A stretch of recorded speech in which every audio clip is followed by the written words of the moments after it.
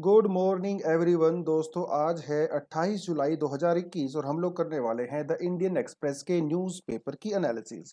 मेरा नाम है सितेंद्र चौधरी और रोज की तरह कुछ सिलेक्टेड टॉपिक्स मैं आपके लिए लेके आया हूँ। देख लेते हैं कौन कौन से टॉपिक हम यहाँ पे करने वाले हैं। पेज नंबर साइड में दिया हुआ है, आप क्लियरली देख सकते हो। पहला जो टॉपिक रहेगा, यूएस सेक्रेटरी ने अभी इंडिया की ट्रैवल की है, बहुत छोटा सा इन्होंने विजिट किया है, थोड़ा सा देखेंगे किसके बारे में बात करने वाले हैं। अगला रहेगा वह चाइना, देखिए गलवान से चाइना दूर हो गया है, हट गया है, लेकिन अभी भी देपसांग में वो बना हुआ है। हम इसकी थोड़ी लोकेशन यहाँ पे जानने की कोशिश करेंगे और इंडिया चाइना के बीच में ये जो मुद्दा है पूरा, ये सुलझ क्यों नहीं रहा है, इसके बारे में थोड़ी सी बात करेंगे from GS paper 1 and GS paper 2। GS 1 मैंने यहाँ पे इसलिए इंक्लूड किया है बिकॉज हम यहाँ पे थोड़ा सा ज्योग्राफिकल लोकेशंस भी देखेंगे, ठीक है। और जीएस 2 क्योंकि हम लोग इंटरनेशनल रिलेशनशिप में इसको पढ़ते हैं। अगला रहेगा that is about Dholavira. Dholavira को वर्ल्ड हेरिटेज साइट डिक्लेयर किया गया है बाय यूनेस्को।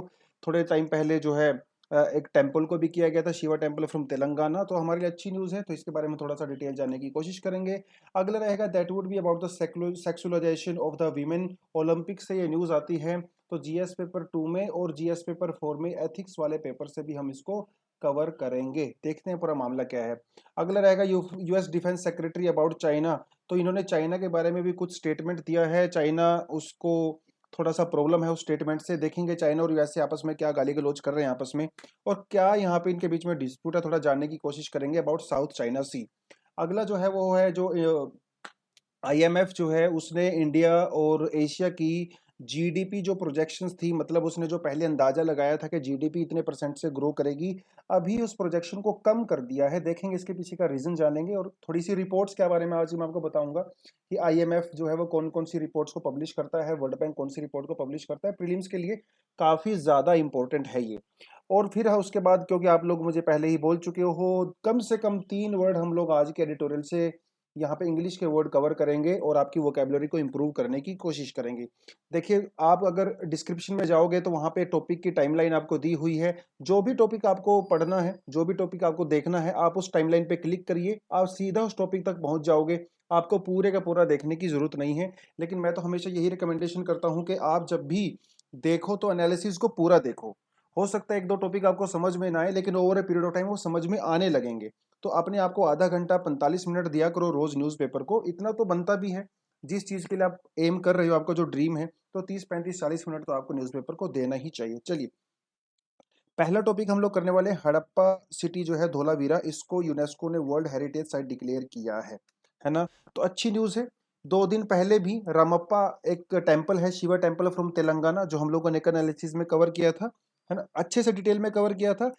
उसके साथ साथ ही डबल न्यूज़ आई है हमारे पास, डबल धमाका हुआ है। तो यूनेस्को ने धोलावीरा को भी वर्ल्ड हेरिटेज साइट डिक्लेयर किया है।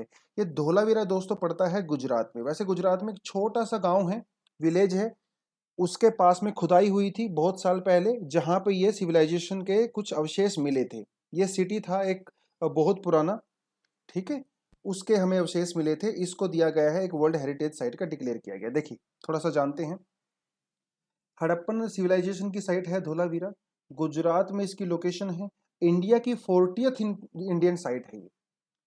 इसको मिला के इंडिया में पहले 38 थी, उस टेम्पल को जोड़ दिया 39 हो गई, और धोलावीरा को जोड़ दिया गया, टोटल 40 हो गई। और गुजरात में टोटल 4 वर्ल्ड हेरिटेज साइट हो गई अभी। कच्छ डिस्ट्रिक्ट में ये पड़ता है, ठीक है। 2014 से ही ये टेंटेटिव लिस्ट में था। टेंटेटिव लिस्ट का मतलब होता है टेम्परेरी लिस्ट। जैसे आप होते हो ना कि पहले आप रफ कॉपी पे कुछ लिखते हो, बाद में उसको पक्की कॉपी में जाके लिखते हो नोटबुक में, ऐसा ही होता है। तो ये टेंटेटिव लिस्ट होती है यूनेस्को के पास, तो टाइम टू टाइम वो टेंटेटिव लिस्ट को अपनी रिव्यू करता है और उसमें से कुछ साइट्स को वो वर्ल्ड हेरिटेज में डाल देता है। तो अभी इसको देखो यहाँ पे भी डाल दिया गया है, ठीक है। तो उसने अपनी वेबसाइट के ऊपर क्या लिखा है, उसने धोलावीरा के बारे में बहुत शानदार बात लिखी है। लिखा है that Dholavira is one of the most remarkable and well preserved urban settlement. देखिए, इसको मैं अंडरलाइन कर देता हूँ, इन साउथ एशिया। ये अर्बन सेटलमेंट की बात कर रहा है, क्योंकि हड़प्पन जो सिविलाइजेशन थी ना, वो अर्बन सिविलाइजेशन थी, वो विलेज सिविलाइजेशन नहीं थी, रूरल सिविलाइजेशन ही थी। तो प्रीलिम्स में आपको कई बार यहाँ से क्वेश्चन पूछ लेता है, ठीक है। 1968 में इसको डिस्कवर किया गया था बाय आर्कियोलॉजिस्ट जगतपति जोशी। तो जेपी जोशी उनका नाम था। प्रीलिम्स के लिए एक और फैक्ट आपको यहाँ पे मिल जाता है, ठीक है। और इसके बारे में क्या क्या खास बात है धोलावीरा के बारे में? देखिए धोलावीरा के बारे में खास बात है वो इसकी water management technique, multi layered defensive mechanism, extensive use of stone. भैया स्टोन का बहुत ज्यादा यूज किया गया है। देखो यहाँ पे पिक्चर में आप देख सकते हो। देखो यार दोस्तों, स्टोन का यूज किया गया है तभी तो इसने सरवाइव किया है। अगर ये मिट्टी का यूज करते, अगर या लकड़ी का यूज करते तो सरवाइव थोड़ी कर पाते इतने। मतलब देखो कम से कम 3000 साल हो गए हैं इसको।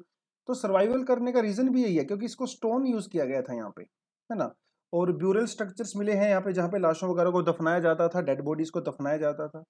उसके अलावा यहाँ पे कॉपर मिला है, शेल्स मिले हैं, स्टोन्स मिले हैं, ज्वेलरी मिली है ना, टेराकोटा की और आइवरी ज्वेलरीज मिली हैं। मतलब देखो ज्वेलरी का शौक ना इंसानों को शुरू से ही है, ऐसा नहीं कि मॉडर्न टाइम में हुआ है। उसके अलावा यहाँ पे कॉपर कहाँ से आता था? कॉपर आता था राजस्थान से। राजस्थान में जो है वो क्षेत्रीय माइंस पाई जाती हैं जहां से कॉपर आता था। आज भी राजस्थान में क्षेत्रीय में इंडिया की सबसे बड़ी कॉपर माइंस में से एक है। तो देखो 3-4 हजार साल से हम लोग राजस्थान से कॉपर निकाल रहे हैं, आज भी निकाल रहे हैं। ओमान से भी और यूएई से भी हम लोग ट्रेड करते थे। ठीक है, ओमान देखो ये रहा ओमान, ठीक है, और यहाँ पे यूएई है, दुबई आप जानते ही हो, है ना। और यहाँ पे है मेसोपोटामिया, तो यहाँ पे मेसोपोटामिया सिविलाइजेशन थी। उस समय में भी जो मेसोपोटामिया की सिविलाइजेशन थी वो इंडस वैली सिविलाइजेशन के लोगों के साथ व्यापार करते थे, ट्रेड करते थे। तो यहाँ धोलावीरा से लोग नाव में बैठते थे और आराम से ओमान चले जाते थे और यहीं से निकलते हुए रेड सी से होते हुए इराक चले जाते थे। तो उस टाइम पे भी लोगों के आपस में ट्रेडिंग रिलेशनशिप हुआ करते थे। लेकिन बाद में जब मेसोपोटामिया सिविलाइजेशन का डिक्लाइन होना शुरू हुआ तो यहाँ से इंडस वैली का भी डिक्लाइन होना शुरू हो गया। और भी कई चीजें हुई, थोड़ी थोड़ी समस्याएं हैं कई सारी। देखिए पहले यहाँ पे सरस्वती रिवर फ्लो किया करती थी। बाद में जब सरस्वती रिवर सूखने लगी तो ये लोग भी क्या हुआ, इन्होंने ये भी गंगा प्लेन की तरफ चले गए।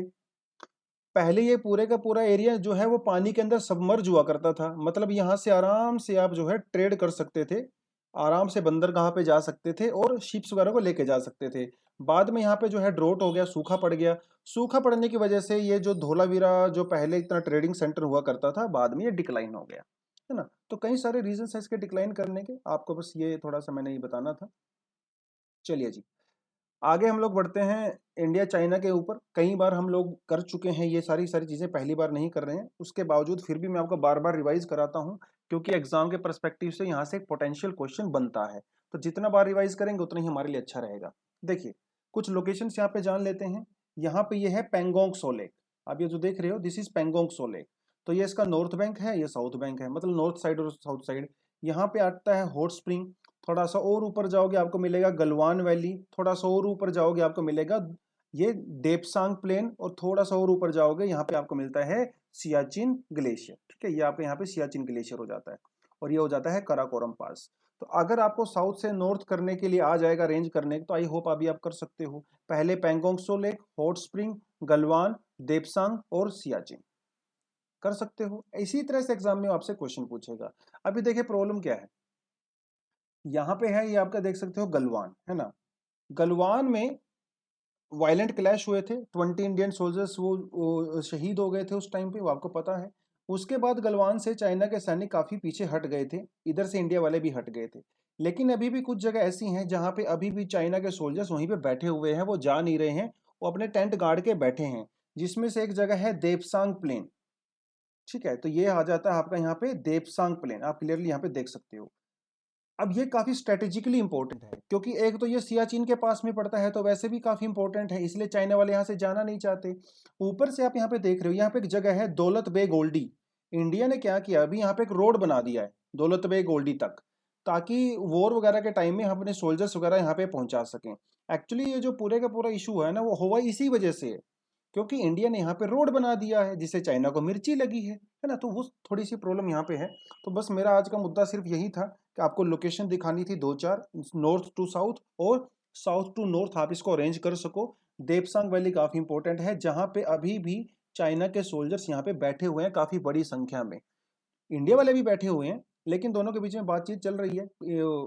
चाइना इंडिया इनको समझाने की कोशिश कर रहा है कि भैया आप पीछे हट जाइए, क्योंकि दापसांग प्लेन जो है यहाँ पर पिछले साल जनवरी फरवरी तक इंडिया के सोल्जर जाया करते थे पेट्रोलिंग करने के लिए।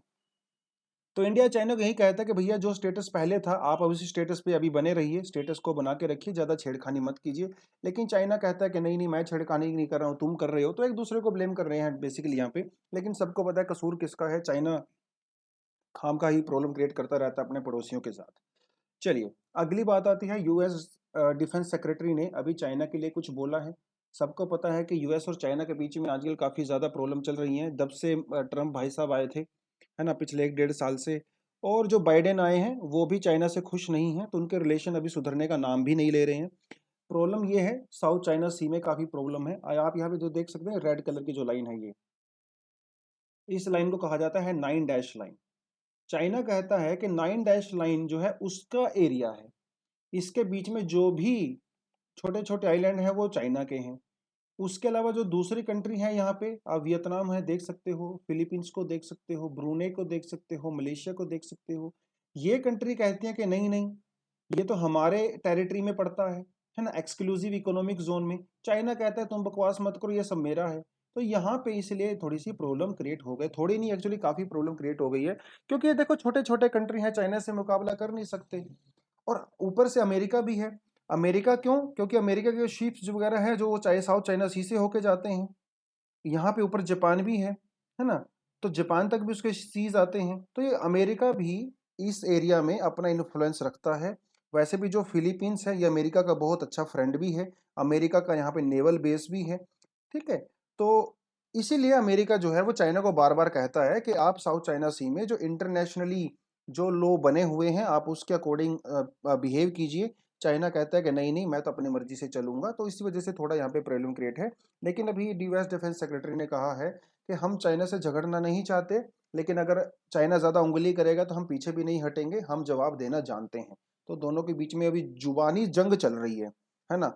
तो लेट्स होप कि रियल जंग ना चले, जुबानी जंग ही चलती रहे, वो तो हम लोग सहन कर लेंगे। उसके अलावा जापान के साथ भी कुछ इनके इश्यूज हैं।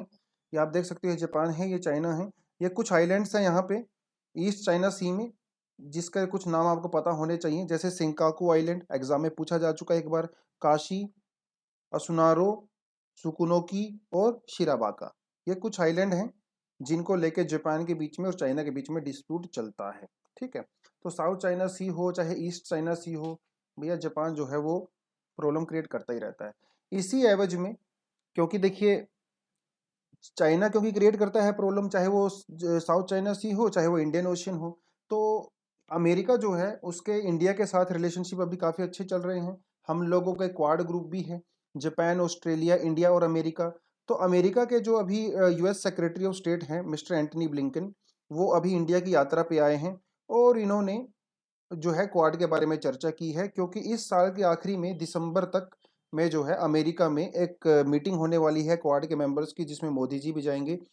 तो उस बैठक में क्या एजेंडा होगा, किस मुद्दों पे हम लोग बात करेंगे, वो सारी की सारी चीज़ें इन्होंने यहाँ पे डिस्कस करी हैं। अफगान की सिचुएशन के बारे में भी इन्होंने यहाँ पे डिस्कस किया है।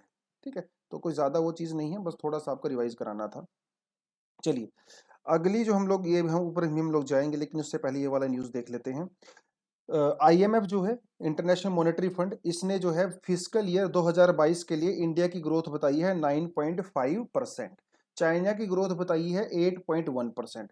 पहले यह ग्रोथ जो है 10% से ज़्यादा थी, लेकिन अभी इन्होंने इस ग्रोथ रेट को कम कर दिया है। क्यों? कुछ रीजंस हैं इसके। इसलिए कम कर दिया कि एक तो इंडिया में वैक्सीनेशन की जो पेस है वो काफ़ी स्लो है, और नए नए वेरिएंट आते जा रहे हैं। हो सकता है फ्यूचर में नया वेरिएंट आए, नई वेव्स आए, इकोनॉमी बंद हो जाए, तो उसकी वजह से इन्होंने जीडीपी की जो प्रोजेक्शंस थी इंडिया की वो कम कर दी है। किस में कम की है? देखिए, आईएमएफ ने एक रिपोर्ट इशू की है जिसे कहा जाता है वर्ल्ड इकोनॉमिक आउटलुक, है ना। ये आपका एग्जाम में पता होना चाहिए, प्रीलिम्स में वो पूछता है आपसे। उसके अलावा IMF global financial standard report भी निकालता है। तो ये दो रिपोर्ट निकालता है आईएमएफ। उसके अलावा वर्ल्ड बैंक भी कुछ रिपोर्ट निकालता है, जैसे ease of doing business, world development report. ये प्रीलिम्स के लिए आपको मैंने सब फैक्ट्स बता रखे हैं यहाँ पे। उसके अलावा FATF, financial action task force, जो ग्रे लिस्ट इशू करता है, पाकिस्तान उस ग्रे लिस्ट में है, कई बार हम उस टॉपिक को कर चुके हैं। Global monetary money laundering report ये निकालता है एफएटीएफ। चलिए, ये तो मैंने आपको बता दिया। आपने मुझे क्या बताना है? आपने बताना है कि ग्लोबल कॉम्पिटिटिवनेस रिपोर्ट कौन इशू करता है। आपने बताना है कि ग्लोबल जेंडर गैप रिपोर्ट कौन पब्लिश करता है, and global corruption report, corruption perception index कौन पब्लिश करता है? ये क्वेश्चंस के आंसर जो है आप मुझे बताओगे। कुछ मैंने आपको बता दिया, कुछ आप मुझे बताओगे, और साथ के साथ इसको जो है आप अपनी नोटबुक में भी लिख लेना, ठीक है? क्योंकि ये नोट्स आपके ही हैं, आपको ही एग्जाम में रिवाइज करने।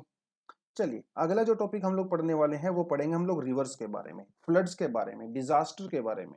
एक चीज और आपको मैं बता दूं कि ये वाला जो एडिटोरियल है मैंने द हिंदू से लिया है, ठीक है? क्योंकि देखिए जो जो चीज़ आपके लिए सबसे ज़्यादा बेनिफिशियल होगी हम तो वही करेंगे, और हिंदू में आज इतना अच्छा ट्यूटोरियल आया तो मेरे से अपने कंट्रोल नहीं किया गया, मुझे लगा बच्चों को बताना चाहिए, इंपॉर्टेंट है। तो आपको जानने की वो पढ़ने की जरूरत नहीं है, यहाँ से पढ़ लो वो काफ़ी है। देखिए यूरोप की अगर हम लोग बात करें, जर्मनी, नेदरलैंड, बेल्जियम, स्विट्जरलैंड, भैया यहाँ पे आई हुई है बहुत ही भयंकर फ्लड, ठीक है? और सदर्न यूरोप में आप देखो इटली में यहाँ पे आई हुई है वाइल्ड फायर, जिसके बारे में मैंने परसों बात की थी। तो कहीं पे पानी ही पानी, कहीं पे आग ही आग, समस्या है कि नहीं है? और इसका विलन कौन है? Climate change. देखिए सारे का सारा विलन क्लाइमेट चेंज नहीं होता है, हर बार क्लाइमेट चेंज को गाली देने की जरूरत नहीं है, बहुत बार ये हमारी मिसमैनेजमेंट की वजह से भी होता है, ठीक है? एक होती है कैलेमिटी, एक होता है डिजास्टर। कैलेमिटी आती है नेचर की वजह से, डिजास्टर वो बनता है हमारी मिसमैनेजमेंट की वजह से, ठीक है? इसका एग्जांपल मैं आपको दूंगा और बताऊंगा भी कि इंडिया इससे क्या सीख सकता है। चलिए एक बार थोड़ा देख लेते हैं, आप यहाँ पे फोटो देख सकते हो क्लियरली, ठीक है? देखिए क्या हालत खराब हो गई है जर्मनी की, सब सब टूट फूट गया है, 200 के लगभग लोग मारे जा चुके हैं, 200 से ज्यादा। आप ये देखिए, और ये नीचे वाली पिक्चर जो है ना, ये जर्मनी की नहीं है, ये केरला की है। तो देखिए केरला और जर्मनी एक जैसे ही हैं भैया, नेचर के सामने सब बराबर है, नेचर किसी में भेदभाव नहीं करता, तुम अमीर हो गरीब हो। जब नेचर का थप्पड़ पड़ता है ना तो वो थप्पड़ बराबर पड़ता है सबके ऊपर। चलिए जी, तो इशू ये है कि जर्मनी में 24 घंटे में ही 1 महीने के बराबर बारिश हो गई, जिसकी वजह से वहां पे लोगों को संभलने का मौका ही नहीं मिला, है ना? इतना ज्यादा रेनफॉल जो है जर्मनी ने कई सेंचुरी में देखा है, बहुत ज्यादा रेनफॉल हो गया। हालांकि उस कंट्री के पास प्रॉपर रिसोर्सेज हैं अपने आप को मैनेज करने के लिए, उनके पास एडवांस्ड इंफ्रास्ट्रक्चर भी है, उसके बावजूद भी वो अपने आप को मैनेज नहीं कर पाए। ऐसा ही 2018 में केरला में भी हुआ था, जब केरला में इतनी भयंकर फ्लड आई थी, ठीक है? जब केरला में फ्लड आई थी तो केरला वाले उस दर्द को समझते हैं, जो दर्द आज यूरोप सहन कर रहा है। तो जब इसीलिए जो केरला के चीफ मिनिस्टर हैं मिस्टर विजयन, इन्होंने यूरोप के अपना ट्वीट करके कहा है, यूरोपियन लीडर के साथ फोन पे बात भी की है, उनके साथ अपना दर्द जो है वो बांटा है, क्योंकि जब प्रॉब्लम में होते हो तो दर्द बांटने से थोड़ा कम हो जाता है। और आप स्ट्रेटजी भी डिस्कस कर सकते हो कि कैसे आप इस डिजास्टर से निपट सकते हो, कैसे इसको मैनेज कर सकते हो, है ना?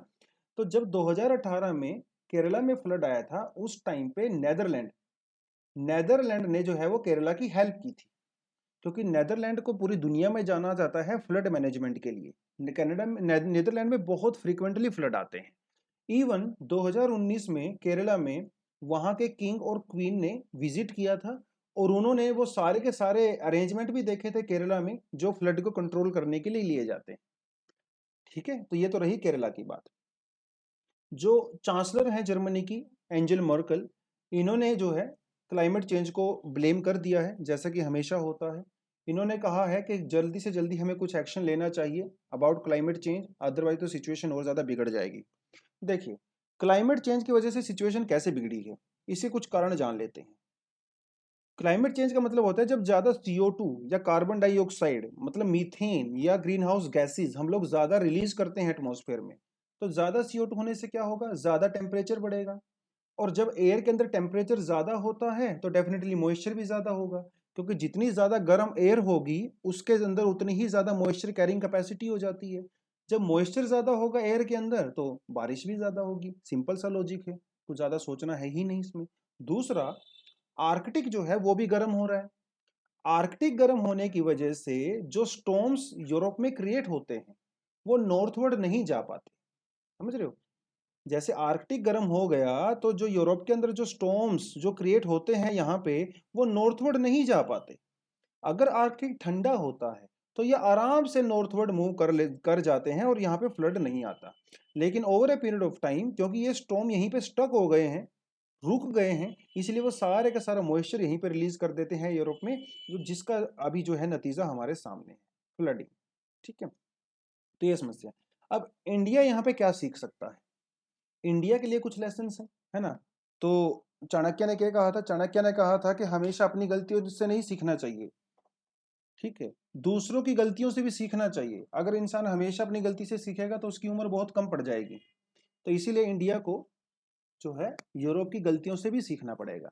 क्या क्या सीख सकते हैं हम लोग? देखिए, पहली बात तो सिंपल सी सीखनी पड़ेगी कि हम नेचर के साथ रहना सीखना पड़ेगा, नेचर के अगेंस्ट में नहीं। नेचर के साथ रहोगे तो नेचर आपकी टेक केयर करेगा, आप नेचर की टेक केयर करोगे, तो ये आपको सीखना पड़ेगा, है ना।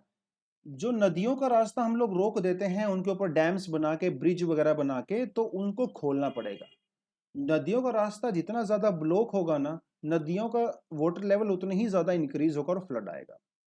जो फ्लड प्लेन है उसको प्रोटेक्ट करने की जरूरत है, क्योंकि जो रिवर का एक्सेस वाटर होता है ना, वो फ्लड प्लेन के अंदर ही चला जाता है। अगर आप फ्लड प्लेन को ब्लॉक कर दोगे तो डेफिनेटली ज्यादा डेवस्टेशन होगा, नुकसान होगा, है ना। ऊपर से आप अल्टरनेट चैनल बना सकते हो एक्सेस वाटर के लिए। जैसे घरों में होता है ना, जब ज्यादा पानी घुस जाता है तो नालियों वगैरह के अंदर चला जाता है ना। जैसे कोई रिवर होती है, तो इससे हम छोटे छोटे चैनल निकाल सकते हैं अलग अलग, ताकि जब इसके अंदर एक्सेस वाटर हो, ओवरफ्लो होता है, तो इन चैनल्स के अंदर पानी चला जाएगा। हम ये सब कर सकते हैं अरेंजमेंट, है ना। उसके अलावा इंडिया को क्या करना चाहिए? जो फ्लड प्रोन एरिया है, जहाँ पे ज़्यादा फ्लड आती है, फ्रीक्वेंटली फ्लड आती है, उसको आइडेंटिफाई करने की ज़रूरत है। फ्लड प्लेन को और ज़्यादा चौड़ा करना चाहिए। जो नेचुरल है ना फ्लड प्लेन, और भी ज़्यादा चौड़ा हो सकता है, ताकि एक एक्स्ट्रा प्रिकॉशंस रखनी चाहिए, है ना।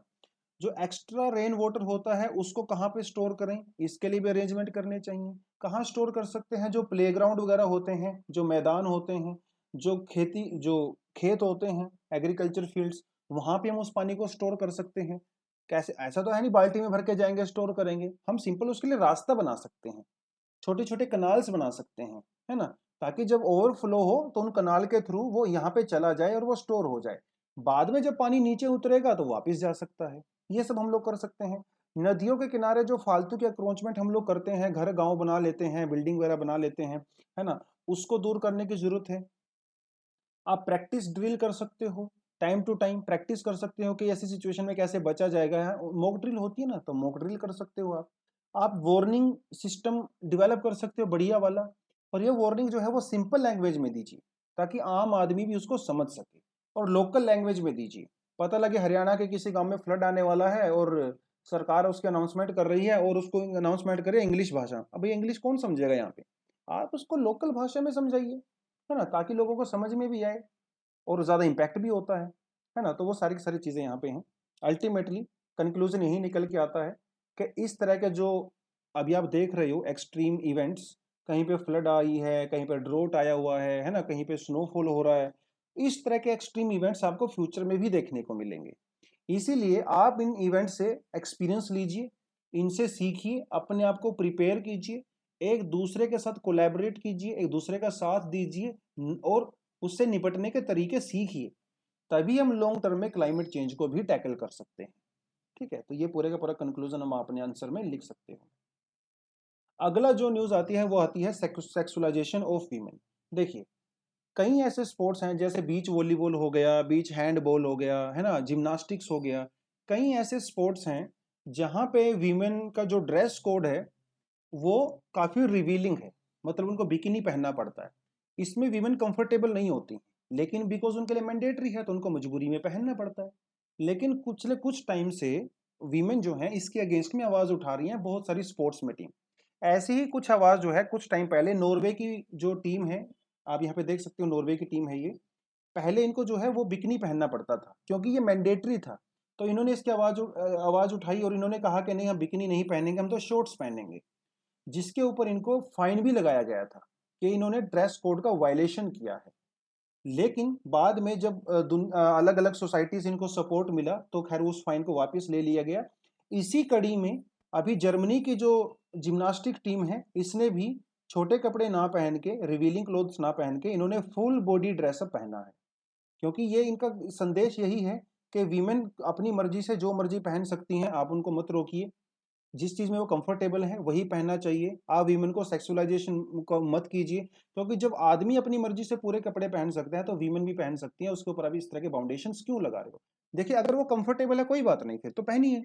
लेकिन अगर वो कंफर्टेबल नहीं है तो आप उसको जबरदस्ती क्यों बोल रहे हो कि आप बिकिनी पहनिए या वो सारी की सारी चीज़ें, ठीक है? तो इसके रिगार्डिंग जो ये था, आप इसको कई तरीके से मेंशन कर सकते हो। जीएस पेपर 4 में एक शानदार क्वेश्चन यहाँ से बन सकता है, ठीक है? तो ये एग्जाम्पल आप वहाँ पे दे डाल सकते हो। चलिए, तो ये था पूरे का पूरा हमारा कुछ एडिटोरियल, बहुत शॉर्ट्स में ब्रीफ में समझाने की आपको कोशिश की है, क्योंकि मैं नहीं चाहता कि क्लास हमारी आधे घंटे से ज़्यादा जाए, फिर वो बहुत बड़ी क्लास हो जाती है ना? अगर यही चीज़ें 1 घंटे में समझानी होती हैं तो फिर इसको मैं थोड़ा और डिटेल में जा सकता था, लेकिन कोई मतलब नहीं है उस चीज़ का, क्योंकि यही चीज़ें हम लोग बार-बार रिपीट करते हैं, हर हफ्ते रिपीट करते हैं, हर रोज़ रिपीट करते हैं, तो रोज़ डिटेल में जाना वो बहुत बोरिंग हो जाता है। इसलिए ऑलरेडी क्योंकि आप फ़ैमिलियर हो इन चीज़ों से, तो थोड़ा-थोड़ा आपको बता देता हूँ। देखते हैं कि आज इंग्लिश के हम लोग कौन से नए वर्ड सीखने वाले हैं। मैं हमेशा ही आपको बोलता हूँ, एक सिंगल वर्ड सीखने की बजाय आप वर्ड्स के कॉम्बिनेशन सीखा करो। कॉम्बिनेशन वो ज़्यादा इम्पैक्टफुल होता है आपके एग्जाम के पर्सपेक्टिव से और आपकी वोकैब के हिसाब से भी। सिंगल वर्ड आपको याद नहीं रहेगा और उसका प्रॉपरली यूज भी नहीं कर पाओगे, तो डबल ऐसे कॉम्बिनेशन ढूंढा करो। देखिए, आज का पहला वर्ड है हमारा है स्पोरेडिक। स्पोरेडिक का मतलब होता है जब कोई चीज बहुत ओकेजनली होती है, कभी कभी होती है, वंस इन अ वाइल, है ना? जिसे हिंदी में कहते हैं छुटपुट, कभी कभी। ये छुटपुट, जैसे पहले इंडिया और चाइना के बीच में जो है, जो वायलेंस, जो क्लैश हुआ करते थे, इट वाज वेरी स्पोरेडिक, कभी 2-4 साल में हुआ करता था। लेकिन अब तो वो कंटिन्यूसली होने लगा, रेगुलर हो रहा है। तो छिटपुट घटनाएं होती थी पहले। तो एडिटोरियल में क्या सेंटेंस लिखा हुआ है? Sporadic incidents of violence were reported last year also. किसके बारे में बात कर रहा है? It is talking about the clashes between Assam and Mizoram, ठीक है? इनके बीच में क्लैशेस पहले भी होते थे, लेकिन वो क्लैशेस काफी स्पोरेडिक थे, ओकेजनली थे, कभी कभी होते थे। तो स्पोरेडिक इंसिडेंट्स ये काफी फ्रीक्वेंटली यूज होता है न्यूज़पेपर में, ये दो वर्ड का कॉम्बिनेशन। तो आप इस कॉम्बिनेशन को अपने नोटबुक में लिख लेना, ठीक है? Next word that we are going to do is confrontation. Confrontation का मतलब होता है कि जब दो अपोजिशन पार्टी एक दूसरे के आमने सामने आती हैं लड़ने के लिए, that is the meaning of confrontation. या फिर आप किसी से लड़ते हो, जैसे पार्लियामेंट के अंदर भी कन्फ्रंट करते हैं, वो अलग अलग पॉइंट ऑफ व्यू होता है आपका, तो आप कन्फ्रंट करते हो। तो it is about the clash between forces. Clash between forces, जैसे confrontation between Indian army and Chinese Chinese forces, that is also confrontation, है ना? Confrontation of Rahul Gandhi and Modi ji, that is also kind of confrontation, है ना? अलग अलग तरह का confrontation हम लोग बहुत अलग अलग चीजों में इसका यूज कर सकते हैं। देखिए यहाँ पे कैसे यूज कर रखा है, the violent clashes on Assam Mizoram border are a result of continuing confrontation. ये भी आप लिख सकते हो अपनी नोटबुक में, कंटिन्यूइंग कन्फ्रंटेशन या फिर कंटिन्यूअस कन्फ्रंटेशन, कि आसाम और मिजोरम के बीच में जो पहले से ही को जो कन्फ्रंटेशन चला आ रहा था, ये जो रिसेंट वायलेंस क्लैश हुआ है जिसमें 6 पुलिस वाले मारे गए हैं, ये उसका ही रिजल्ट है। तो ऐसा नहीं है कि ये that dispute, border dispute between Assam and Mizoram is something new. No, it was already there, but previously in the past there were only some sporadic incidents, only sporadic incidents, but this confrontation is going on for a long period of time। अंग्रेजों के जमाने से चला आ रहा है ये confrontation. अगला जो हमारा वर्ड आता है दैट इज डिसेंडेंट्स। डिसेंडेंट्स का मतलब होता है वंशज, ठीक है? वंशज होता है इसका मतलब प्रोसीडिंग फ्रॉम द एंसेस्टर्स। अब इसमें सेंटेंस में कैसे लिखा गया था, देखिए यहाँ पे मैं लिखना भूल गया, लेकिन आपको बता देता हूं that descendants of Mizo people, जो मिजोरम, जो मिजो ट्राइब है ना, उसके बारे में बात कर रहा है। Descendants of Mizo people are living in Assam for long period of time, long period of time. अब इसको कई तरह से आप इसको फ्रेम कर सकते हो। Descendants of Mizo tribe have been living in Assam for long period of time. Descendants of Mizo people have been living in the forest area which is situated in Assam. तो मतलब है डिसेंडेंट्स, मतलब जो मिजो ट्राइब है उनके पूर्वज और उनके वंशज हजारों साल से वहां पे रह रहे हैं। वो बात अलग है कि अभी वो एरिया आसाम के अंदर में आ गया है, that is why there is some sort of confrontation. तो इन तीनों वर्ड का आप लोग कैसे यूज कर सकते हो, देखिए कैसे कर सकते हैं। Descendants of Mizo people have been living in the forest area in Assam. People from Assam are also living in the same area. That is why there is a confrontation between both people, and this confrontation led to sporadic incident in the past. This confrontation between people of Assam and people of Mizoram led to sporadic incidents of violence. इस तरह से आप तीनों combination को जोड़ सकते हो, और अगर हमने जोड़ लिया तो आपको याद हो जाएगा। ठीक है, तो यही थी आज के पूरे का पूरा न्यूज़। आई होप आपको ठीक लगा होगा। जो लोग नए हैं हमारे प्लेटफॉर्म पे वो तो सब्सक्राइब ज़रूर करें। जो पुराने लोग हैं बता देता हूँ कि सुबह सुबह टेलीग्राम पे और व्हाट्सएप पे मैंने पहले से ही आपका न्यूज़पेपर शेयर कर दिया है, आप वहाँ पे जाकर अपने न्यूज़पेपर को भी पढ़ सकते हो। So this is all for the day. Thank you very much, all the best and जय हिंद।